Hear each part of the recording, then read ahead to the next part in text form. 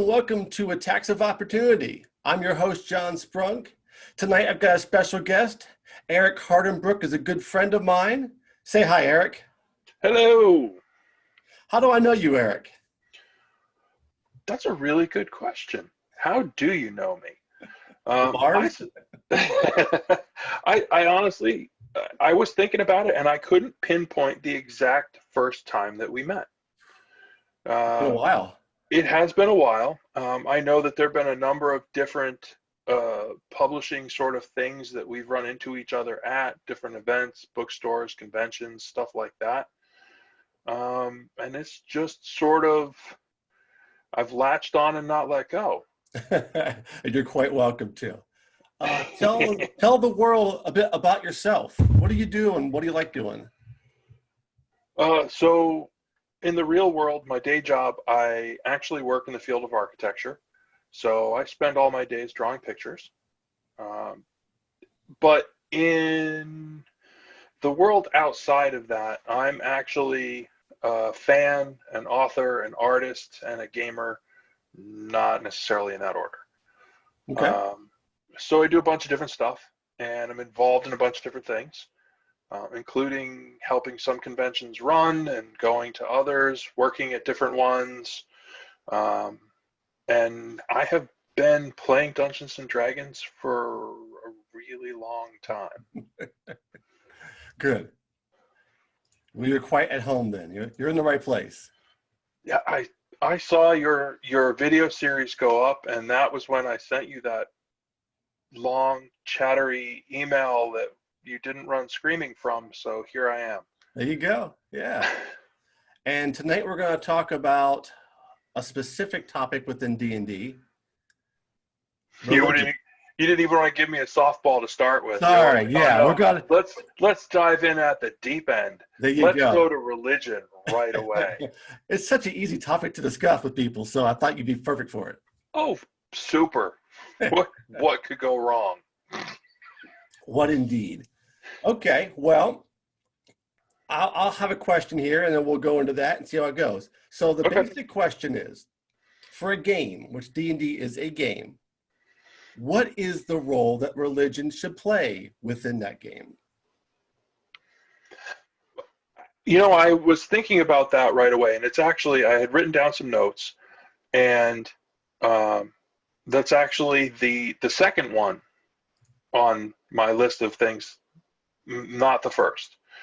But the list that I wrote down was because I think there's an important separation here.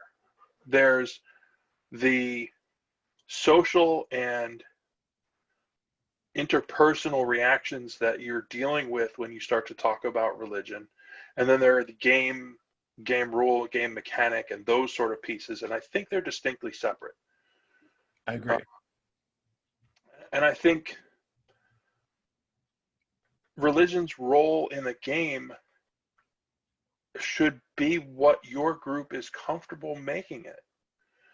I think there are some groups out there that really dive into it. I think there are some groups out there that will, make certain exceptions for some of their players, and I think there are others that sort of back burner the topic. They don't make it as vital or as key to their game as some others might. I agree. For my personal group that I have now, I've been playing with them probably about 5 to 7 years. And religion for us comes up pretty rarely. They don't address it. They don't bring it up very often.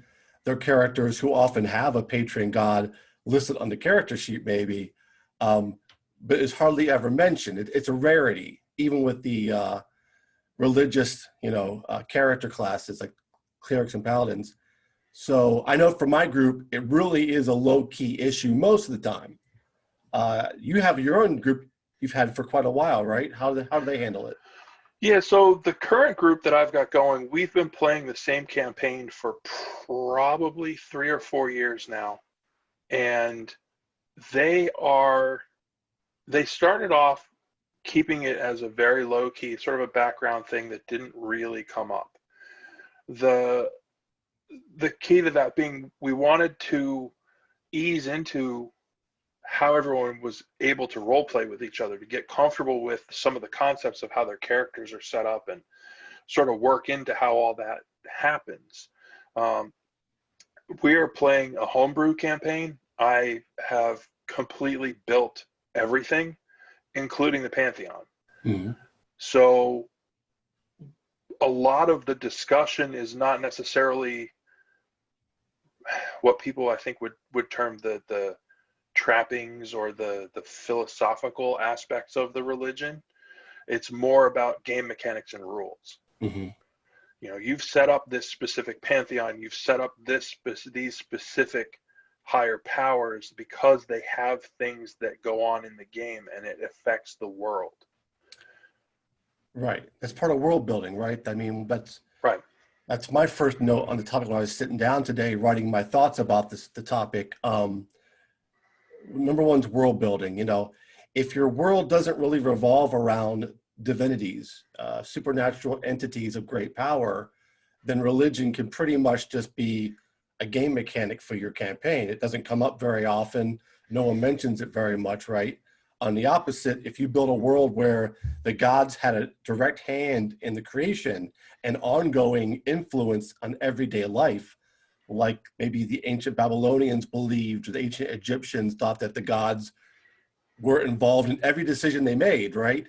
So for them, religion was all encompassing. And if your world is built like that, then I think the characters probably have no choice but to some degree really glom onto the idea, because all the NPCs will act that way, right?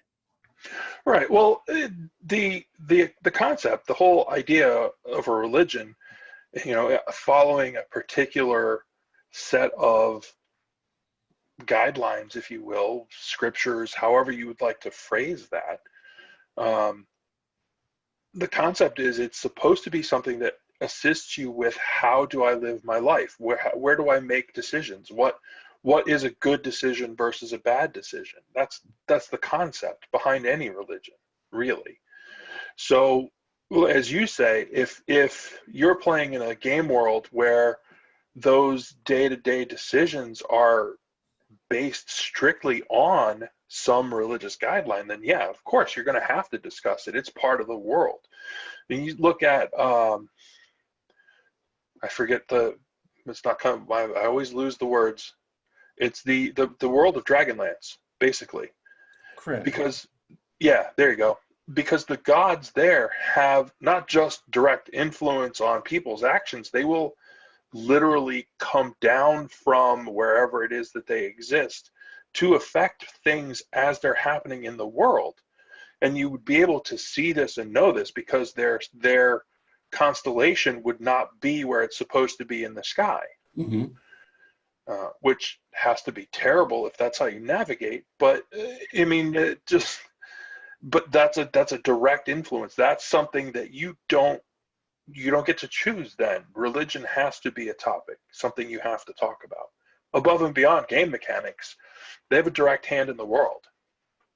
Have you ever done that where the characters actually meet divinities in person? Have I ever done it? Do we have time? Can we do a funny story? Sure. So a long time ago, I don't do it as a game master. If anything, they're going to meet some variation, avatar, or lower messenger. Okay. I take something like that and I ramp the power up. I do the same thing with dragons. I don't think it's a thing that your character should be able to go and fight and or kill a dragon. So I take all of their stats and multiply them by 10. Mm-hmm.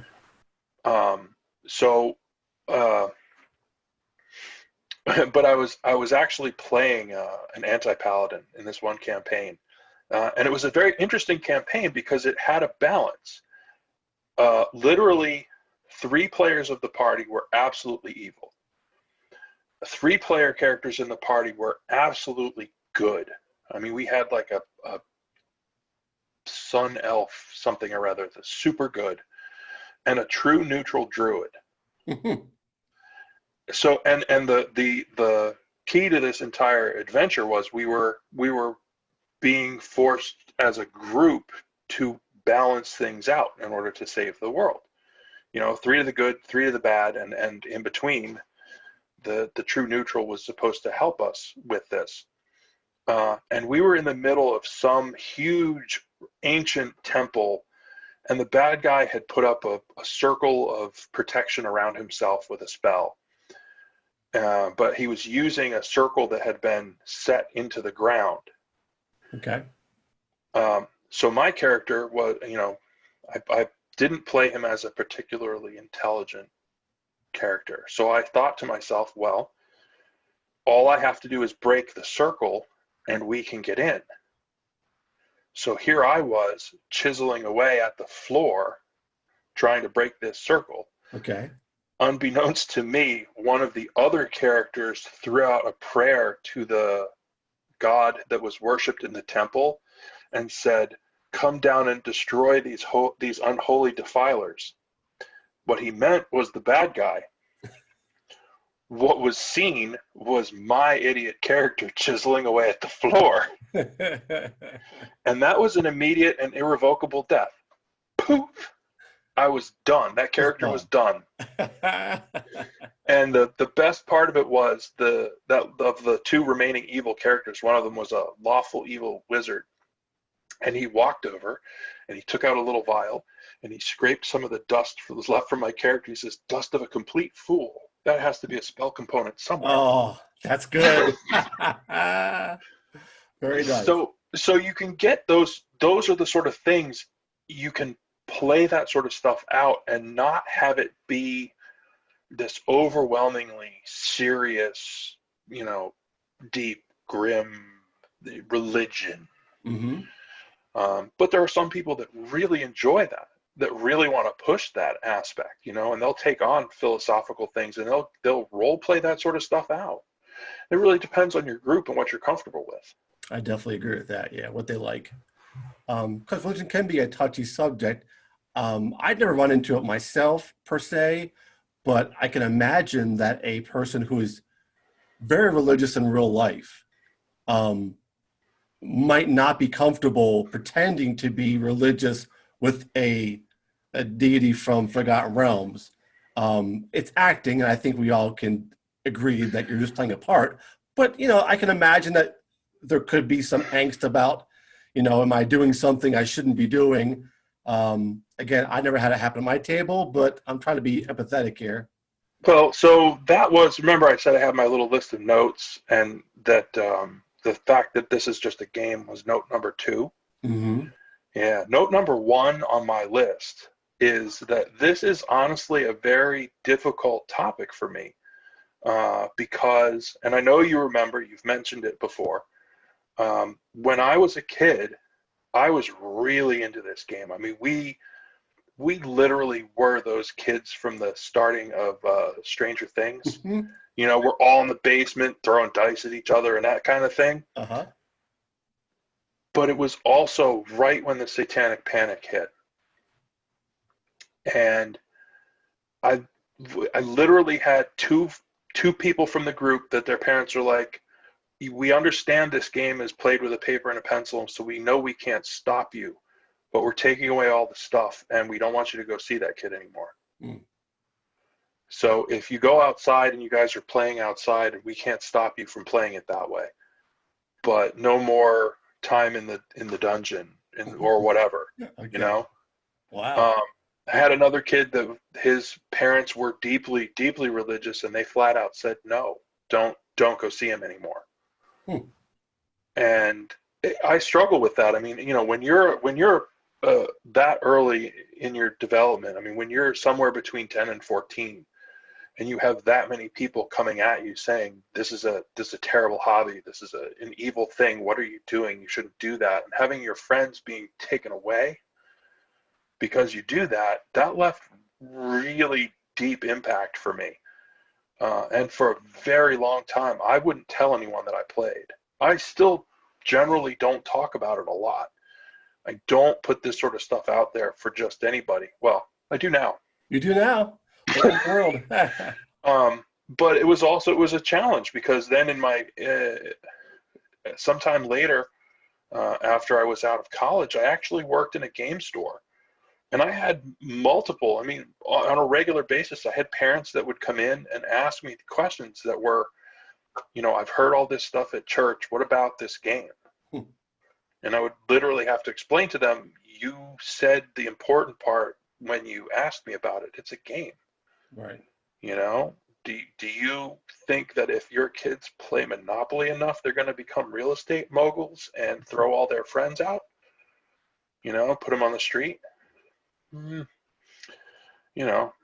But you had all sorts of media out there that was, and I'm not attacking, media in any particular way, but there's a lot of things out there where people were making movies, they're writing books, they're doing all of these things that go along with this. When you fuel the panic like that, you're going to make money, because you're going to give them something to sell. True. I think so. I'm sorry, good. No, that's when, as soon as you said it, I was like, oh man, we're going right in at the deep end. Yeah, of course. Trial by fire, right? Sure. I lived through that time. I think I was in a better bubble. I didn't lose any friends. In fact, early on, the pastor's 2 kids at our local church were in my D&D group. I don't know if they told their father what they were doing, but I think we played at his house at least once or twice, so he could have not known, and nothing was ever said. Nothing was ever told to us that we couldn't play. My father was my first DM, so obviously he was cool with the idea. So it sucks that you went through such a personal and traumatic experience with that. I can't really relate, which I'm not sorry about that part of it. Well, like I said, I mean, it's a challenge when you go after something that a kid enjoys that much and tell them not to enjoy it, or tell them that they shouldn't enjoy it, or tell them that it's a terrible thing that they're doing. That's not great. No. When you play a class that has a direct tie to divinity, like a paladin or a cleric or even a druid or something like that, do you think it's important that the player role play that piety, or do you say, I don't care if you want to use it as a game mechanic, we can ignore the fact that you are a priest or priestess of a religion? Where do you fall on, not that there's any hard and fast rules in D&D, but your personal opinion, if you play cleric, or do you strive to do that, or do you say, I don't really care about that aspect of it? So as a DM, my goal is always the story. My goal is, in the end, I'm trying to have everybody pull together and come out with this amazing story at the end. So if in the development of your character, piety and expressing that vocally is important, then absolutely, you're going to need to do that. Your character, that's part of your character. If you want to just fall back on it as a game mechanic and just use that to your advantage or disadvantage, depending. Generally, I would call it disadvantage, because everything in my world has consequences. Mm-hmm.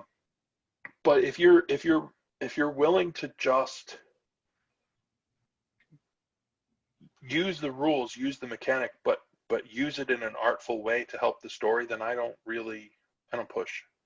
Okay, yeah.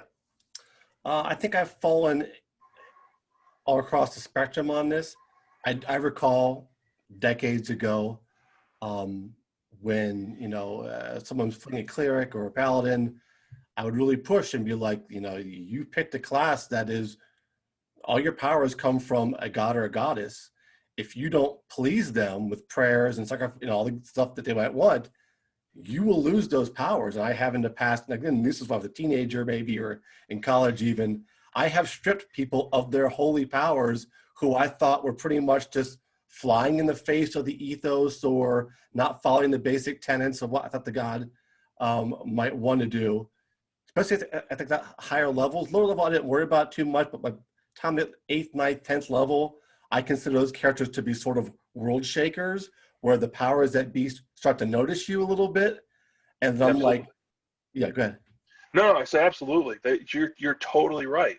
When you start getting into that level of power that you're, I call down the holy fire. Really? And when was the last time you did something other than, pull on this power? Mm-hmm. And that's part of the, as we talked about before, the world building aspect. Um, I have certain pieces of the pantheon. There are things that your character has to know and understand about how they're supposed to act. If you don't set out the rules, it's hard to say, well, you didn't obey the rules and I'm taking away your power.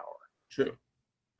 So I have like a series of things that, and they're little, like 1 or 2 step start of a ritual kind of things, or an understanding of where you are in the pecking order of the hierarchy of the church. The one pantheon in particular is the traveler, which is basically a god of death. Yeah. And part of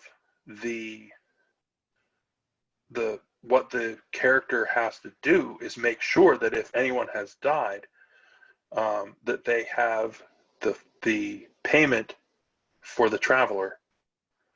And it's sort of a world building thing where you have to have a coin. Most people build it into the heel of their shoe, or put it under their heel inside their boot or something like that, so that you always have that one coin in order to pay for your journey if you should happen to die. Okay. And that little piece, the character then is understanding of like, okay, wait a minute, I know we just finished this big fight, but who did we lose anyone? I need to go check. Do they have their payment? Is the coin there? And then there's other levels of that. Do you have 1 coin? Do you have 2 coins? Do you have 1 in this boot and 1 in that boot? How does it, there's other things you can start to build on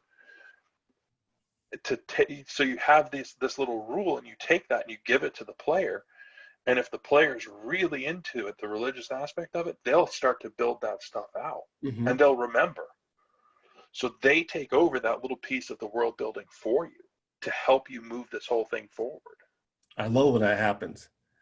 I had a player. I love to challenge players and put them in characters and situations that they wouldn't pick for themselves, because I find more often than not it brings out a part of their personality, even if I've known them for years, I never saw before. And I love that. And I got 2 brief stories about that. In college, I had a player, real happy-go-lucky kind of guy, very casual kind of guy. We loved him, and wasn't a real serious player, though. Didn't know all the rules.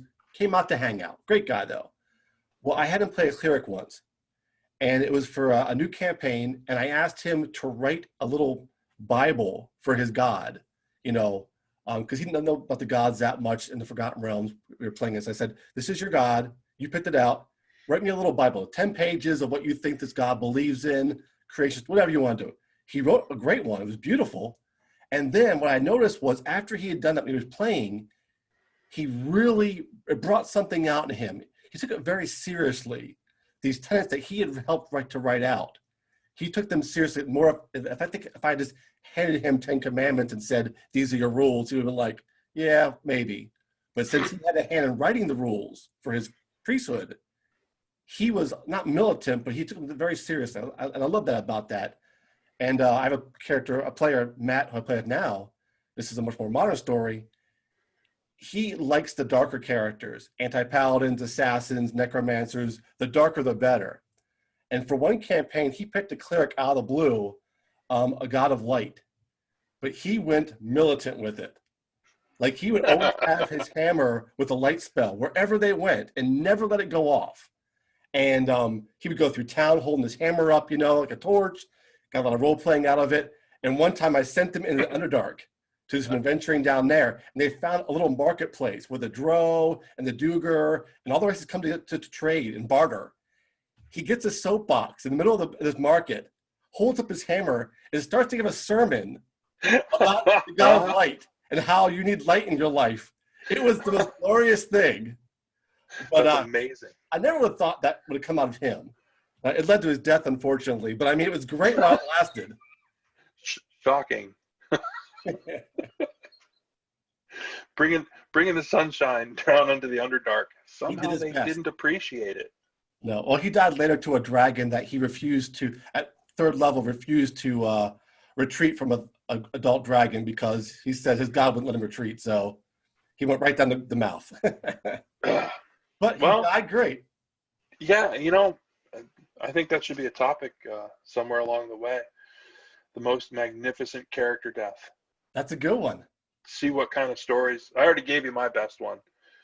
Tearing up the temple as they're summoning the god of the temple to get rid of the defilers. Oops.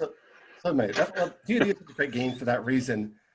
You go to a bar and to swap D&D stories with somebody like for hours and hours and never run out. I mean, there's an infinite number of awesome stories that happen to different groups. So what are some tips for a player who is new to the game or new to a faith-based class? Some things that might help them to role play it convincingly and comfortably if they want to embrace that role. Wow. That's out of the left field, sorry. Sure. I'll answer my own question. I got a few things here. I'll answer first, give you a moment to think. To me, a cleric, especially, or a paladin, these are direct intermediaries with the deity. You pick a patron deity, that's your guy, your girl. I suggest play it up. Don't avoid that part of your personality, of your character. Instead, flip the script and really hammer on it, especially early on, so all the other players at the table get a really good grasp of your character. If you, in my current world, I use the Norse gods just as shorthand. It's easier for me than picking my own gods up. So let's say you're a priest of Thor. Play it up, man. Grow a big beard. Smack your hammer on stuff. Go roaring off into battle with, gusto, and praises to Thor on the way in and out. You know what I mean? And, if I die, I'm going to Valhalla. I don't care one bit if I die. It's cool.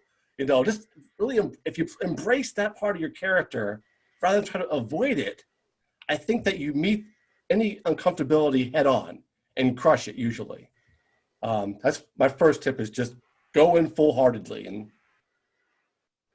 I have to agree with that. I mean, if you want to role play it, I think if you're comfortable role playing in general,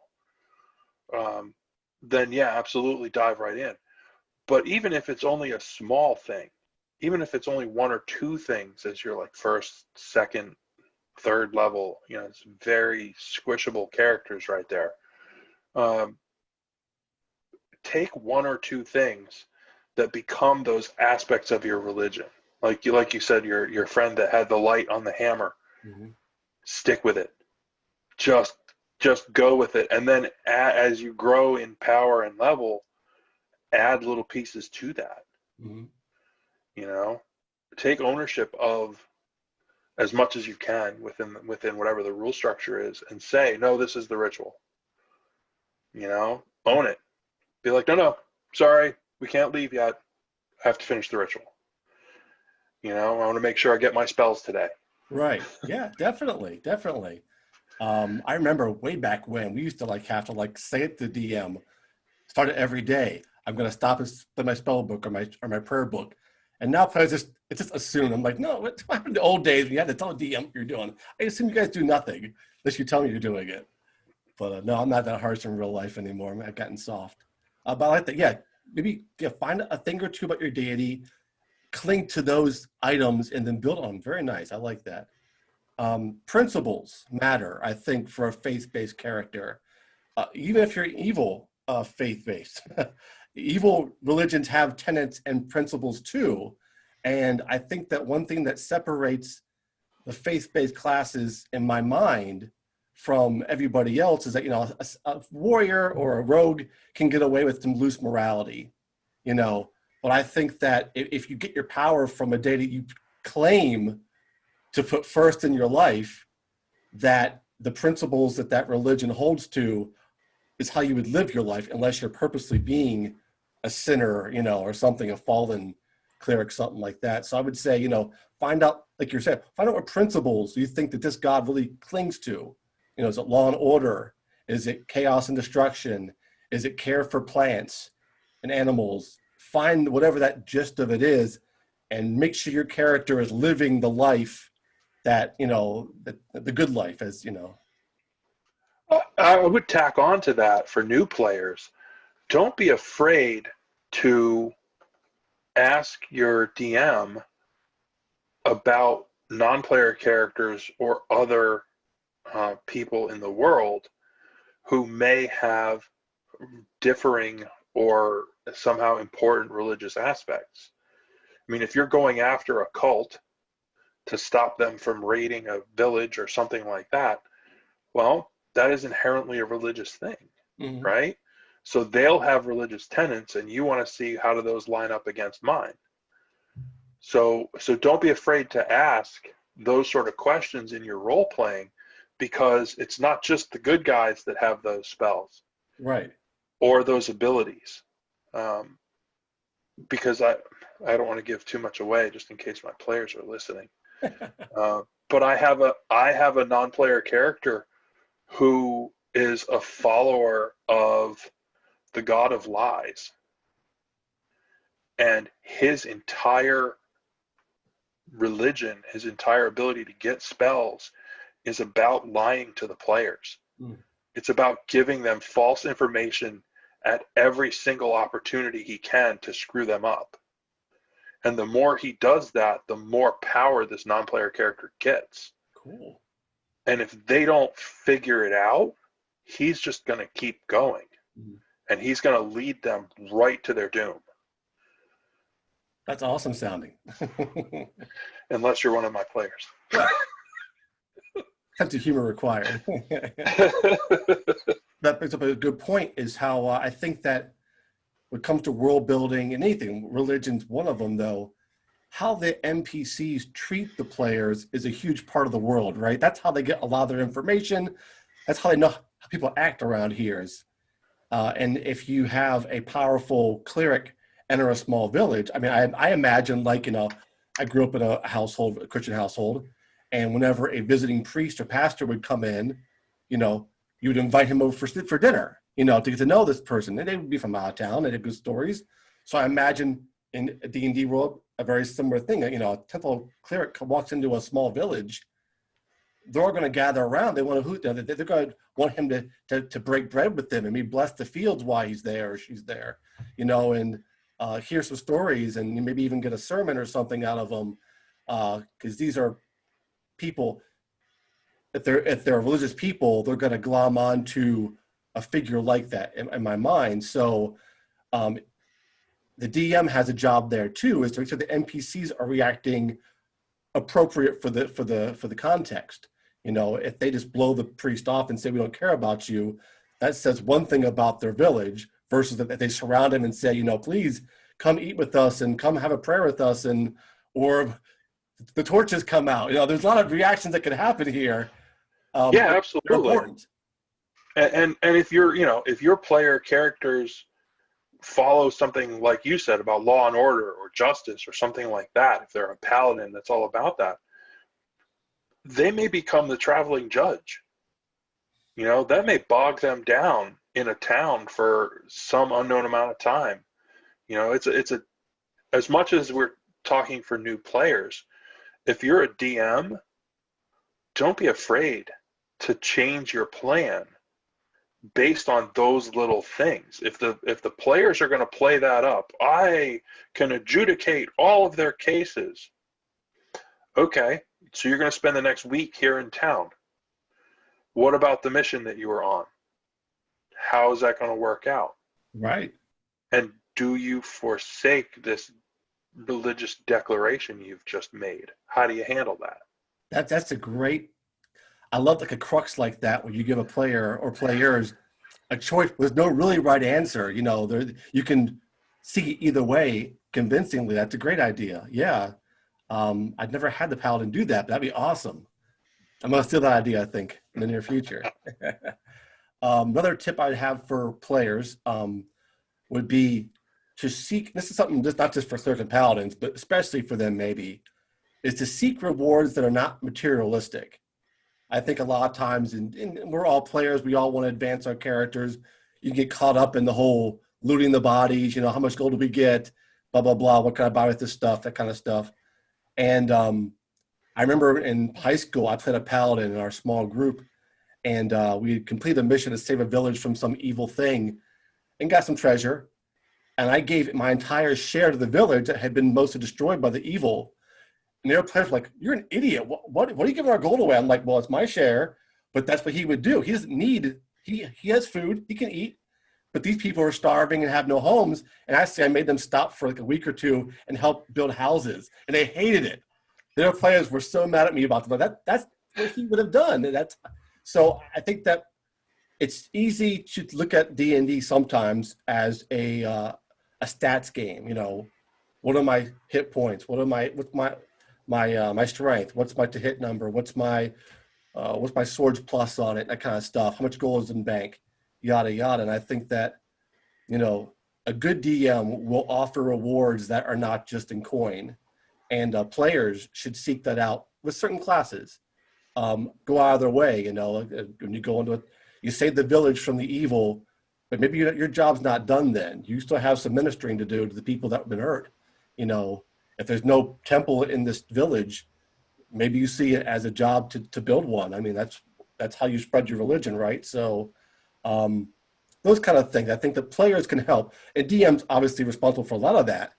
But I think that, especially for a larger group, the more the players take ownership of these ideas and pitch them to DMs, give you DMs something to play off of. Like the paladin you mentioned that wanted to be a judge. If that was the player's idea, that's awesome, because it gives the DM so much to work off of. So many cool things can happen out of that, which I might not have thought of it if you hadn't brought it up in the first place.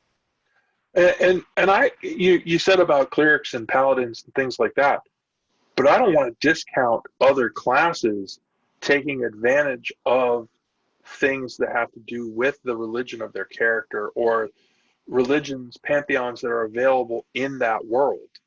Good point. So, if you have a rogue character, and however you want to phrase it, it's no longer thieves. You can't play a thief anymore. You're now into reappropriation of acquired goods or something along those lines. But but if your rogue character is a follower of the goddess of luck, maybe your character steal from the best. Maybe your character is Harvey Two-Face from Batman. Your rogue has to flip a coin in order to make a choice, and you're going with luck. I just remembered. It made, once the other players figured it out, it made them insane. They went right off their rockers. I had a wizard character, but he was a chaos mage. Mm-hmm. He loved wild magic, and he had a staff that had he called it an artifact on the top where a crystal should be, and it was a black orb with a small blue opening. Dude, I read the Magic 8-Ball for every decision that wizard made.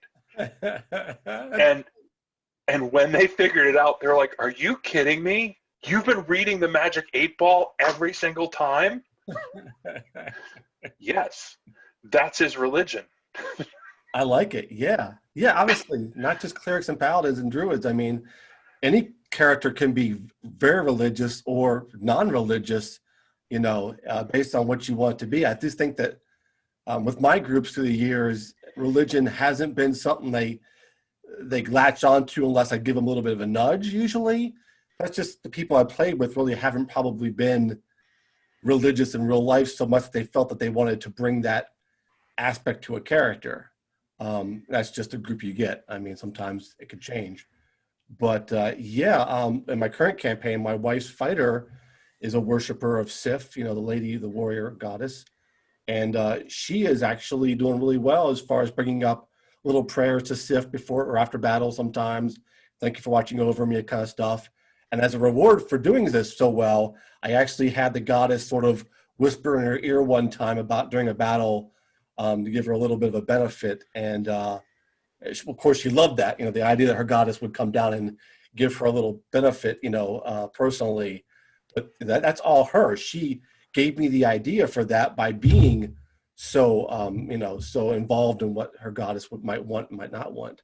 So I think it's really a good two-way street. And that's usually where the best games come from for me, is when my players are really invested in the characters and what they're doing. Because then they have so many ideas for what they want to do that we can play off each other so well. And sometimes I'll forget my own plans because their idea is better than what I had planned, so I go with it. And yeah, and I think that's something that, not just for religion, falls under any category for advice for either players or particularly for DMs.